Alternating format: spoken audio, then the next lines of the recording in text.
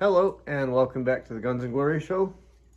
I was just sitting here making some bullets for the blackout, and it occurred to me that I'd never spoken to you guys about West Virginia, which is why I carry a gun everywhere. I was held hostage at gunpoint while these guys wanted to rape my ex-girlfriend. Well, she was my girlfriend at the time. Echo's mom, Jessica. I don't think I've spoken much about her either, so I figured I would. I met Jessica through my friend Todd Dyer, who's passed on now. He had Down syndrome. We grew up together, and he called me up. He said, I got this girl over here, and she's homeless, and she's got some other problems that I'll just keep offline, and want to know if I would talk to her. I said, yeah, but I don't want a girlfriend.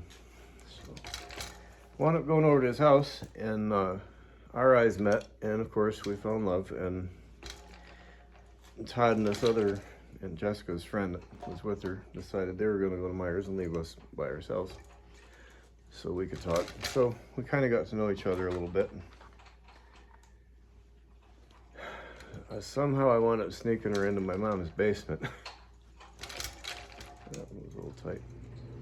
Anyway, I'd just gotten approved for Social Security and disability payments, so I had enough money to move out, and that was, that had been the plan. She wasn't part of it, but she became part of it. So we bought a little white two-door 1992 Cavalier, a couple of bicycles, some other junk, and a boat. Should have bought a gun.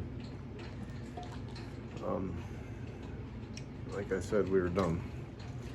The boat's what you have when you're successful, not when you're homeless. So we got this this map that was on the wall, and we said, do you want to go to the mountains or the ocean? We figured the mountains were on the left side of the map, and the ocean, probably gonna hit more on the right side. So figured ocean sounds good, so we hit in the Atlantic. Thought that's not a good idea, so we took another shot at it and hit South Carolina. So I said, well, they have both. We'll flip the coin and see within South Carolina whether we're going to go on the coast or into the mountains. Because I wanted the mountains. I was trying to get a second crack at that. The mountains. And I finally have them. So, wound up in around Myrtle Beach. And we drove down to Niagara Falls first because we wanted a little vacation. I wanted to see it. She had never seen it before. And I almost got lost and asked this cop if that was the way to Canada. We had some stuff in the car that he didn't need to know about and did not need to go over there. So we wound up kind of skating away from that. Wound up down in South Carolina with a half a tank of gas and 14 cents in the ashtray, and we were scared. We had a cooler full of food and some other junk, and let's see what happened next. Well, we like to get coffee at this little place called the Scotchman's, and it's like a 7-Eleven little party store that you go to before work. And so anyway, long story short, we met the people working there, and they helped us out with getting a shower and had dinner with them or something a couple times. And they ended up, the police down there in South Carolina, they're not really good people. I mean, we were homeless, which wasn't good, and we were Yankees, which was worse. And so everybody's trying to run us out of town. A couple of people were helping us out. They had those little stickers on McDonald's for the Monopoly. It was like this little stamp. People were giving it to us so we could get the free food, and it was saving our butts. So, oops. I dropped one. So, and it was a long time ago, and Echo wasn't even born yet. I'm trying to make sure I get my story straight. So, anyway, we're having a hard time in the town, and these guys at the store were like, well, my cousins are down from West Virginia, and so we hung out and got to know them. They were like, well, why don't you come out with us and to my dad's house in West Virginia. And it was right about then someone had stolen our car that we were living out of.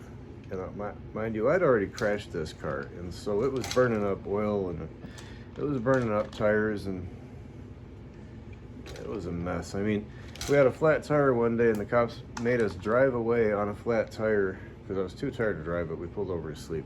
And I was pulling a trailer with a flat. It was ridiculous. And the cops were something else down there.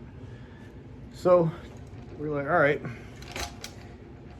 Someone had stolen that damn Cavalier. Didn't need that. I don't know who. I didn't know who then. It turned out to be the people that had helped us out. And so we wound up driving the truck because this guy, his name was Little. It's not his real name, but his name was Little. He had his S10 with a rebel flag on the bumper. And wound up pulling the boat and all of the rest of our stuff up to West Virginia. Figured we'd get another start up there. We weren't wanted where we were, I guess. I tried getting a job and everything. This one guy at a tire store was like, I'd give you a job, but I don't know where to send the cops if you steal my tools or something. I said, send them down to the boat launch. That's where I live. And, so we couldn't find work because of that. He said, you kind of stink. Nobody wants you around. We just have fun. We'd get a little money from my mom, and we'd get dressed up, and we'd go to the same places that wouldn't let us in, and we were treated differently, to say the least. So it was just Jessica and I at that time. And before we made it to Virginia, because it was in a couple of weeks, when we had wrecked that car, we went to the hospital, and Jessica wound up with a miscarriage, actually. So I kind of had to stick that in there, I almost forgot. So we went to West Virginia, took his S10, hooked it up to the boat, and pulled it out there. He didn't have a license, and at one time I wound up covering for him. I wound up getting a ticket because I said I was driving when he was actually driving. That was after we were kind of in town. We were living there. His dad said we could live there for $100 a month, which was great. 20 years ago, it wasn't bad. We were just about to get our food stamps and our disability and all that stuff all taken care of. And these guys decided to crush up some pills and snort them and get drunk, and held us hostage because his dad had gone on vacation. He was 47, my age right now. He was 47, his dad, and married a 19-year-old. She wasn't bad looking. Her name was Marie. Well, they were gone at the time. And so the boys, Little and his cousin and his pregnant girlfriend, her name started with a J. Anyway, his cousin name started with an A. In case anybody down there ever sees this. Anyway, so they held us hostage at gunpoint. They wanted to rape Jessica. And that's what they said.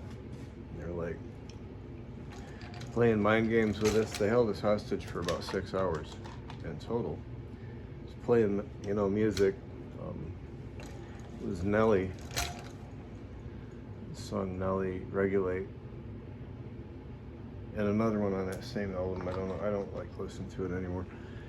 And anyway, they were playing like they were gods or something and have control over us. And they said, "Do you got control over your pitch?" I'm like, "Yeah, I can make her do what I want." She said, "All right, because if you don't, we're gonna kill you."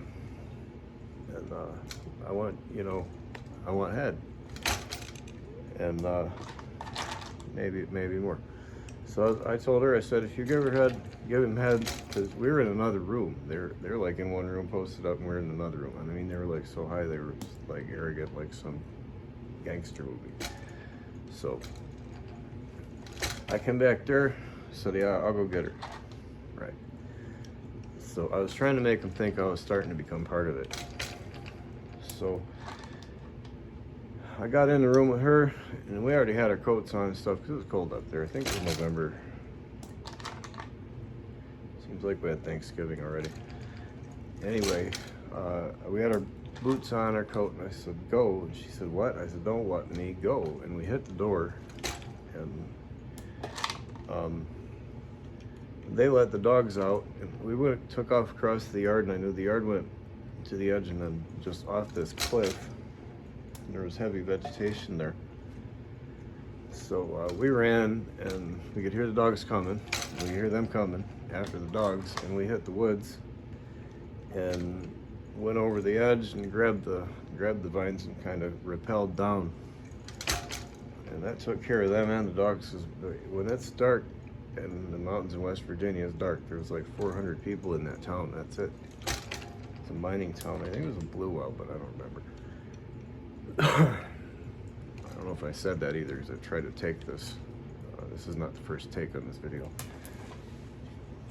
So we took off, wound up going through the river, and into this neighborhood. I'm banging on his dude's door, and this is like in the AM sometime. And he answered the door with a 30-06 and said, "Get off my porch, I'll call the cops." I said, "Yeah, I want you to call the cops." He said, "Well, if you come in the house, I'll shoot you. If you're still here when the cops get here, it's your problem." So I'm like, perfect. So we waited, you know, kind of away from his house just to be respectful to him. He called the cops, and I remembered, I looked at the clock in the cop car one time. It was 4:20 in the morning. I don't know why I remembered that number. So they took us to the next town, and I don't know where we were, but he took us down to the next town after hearing our story. He didn't really believe us, and they gave us a hotel. The Salvation Army paid for it, and they said, "You got to go in the morning." And I went, "Okay, great." So I called up my parents. Dad's like, explained this whole thing to him. It sounds like a fairy tale. And he's like, "Well, I can't come and get you because the truck, it's in the garage with the differential out, and I got to repair it. I can't get parts or something, I don't know." So they sent us $1,000, and we just kind of posted up in this hotel for a week until he could come and get us. We went back to the property. This guy had like 48 acres. It was cool because he had this river going through there, and there's this rope bridge. It's called a swinging bridge. It's old. Anyway, so we went back to see what was left of our stuff. They'd taken our photographs and all our belongings that were important and burned them. And anything that was, you know, a value, that they took it and kept it. And I got my boat. For some reason, they hadn't gotten to that yet. Like I said, his cousins had already stolen the car. We found that out later. I think his dad told us. Because his dad met us there. I wanted picking up a few things that were left over, and his dad woke up, and I told him, "Look, if I ever see your kid again, I'm gonna kill him." Told him what happened. He said, "Well, they told us you were the FBI." I'm like, "Oh my." They couldn't have come up with something better than that. I'm the FBI? Really? Okay. So, went up back to Michigan, and parents bought me the trailer in Davisburg. It was $6,800. Eventually, me and Jessica broke up, and CPS was involved, and that was because of the breakup. But that was a different video. So anyway, that was West Virginia and South Carolina, and Echo's mom, Jessica, and why I carry a gun everywhere.